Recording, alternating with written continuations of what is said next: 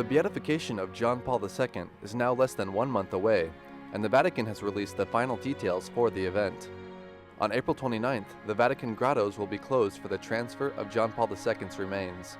The coffin will remain closed and placed in front of St. Peter's tomb until the beatification day. The transfer will take place behind closed doors. I think the personality of John Paul II is a message realized of full humanity, and through his image, believers and non-believers may find a reference point in him, to see him as a friendly man, from whom we can all learn something. On April 30th, there will be a prayer vigil for pilgrims in Rome's Circus Maximus. It will include testimony from those who were close to John Paul II, such as his secretary, Cardinal Stanislas Zives, former Vatican spokesman Joaquin Navarro Valls, and Sister Marie-Simone Pierre, the French nun who was cured of Parkinson's through the intercession of John Paul II. Afterwards, the luminous mysteries of the Rosary will be prayed, which was introduced by John Paul II in 2002. It's meant to be in connection with the sanctuaries visited by the former Pope, such as in Krakow, Tanzania, Lebanon, Guadalupe in Mexico, and Fatima in Portugal. Benedict XVI will be present from the Vatican through a video message giving the blessing. One of the main purposes of the vigil is to celebrate in Rome, but in union with the entire world, accompanied by the icon of the Virgin Mary and Salus Populi Romani, the most important of Rome. Following the prayer vigil, 8 churches in Rome will be open all night for the exposition of the Eucharistic adoration as a preparation for the beatification. The Diocese of Rome has around 500 volunteers who will hand out water bottles and food for the pilgrims. On May 1st, during the Sunday of the Divine Mercy, St. Peter's Square will be open at 5 a.m.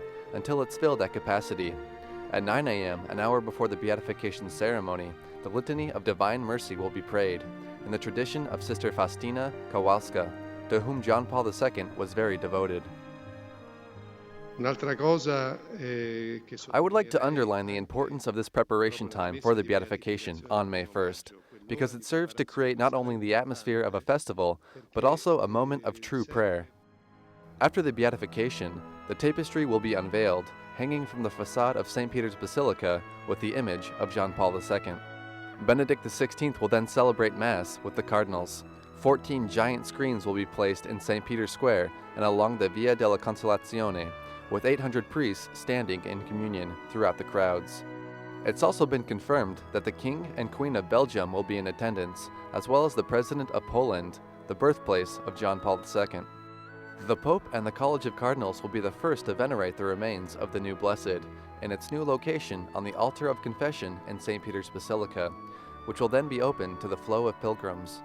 On Monday, May 2nd, the Mass celebrating the beatification of John Paul II will be held in St. Peter's Square in an act of giving thanks. The Vatican Secretary of State, Cardinal Tarcisio Bertone, will preside over the event. The Thanksgiving Mass on May 2nd will be different from any other. This is the first time a Mass is celebrated for this new Blessed, the first time that people will pray for the Blessed John Paul II.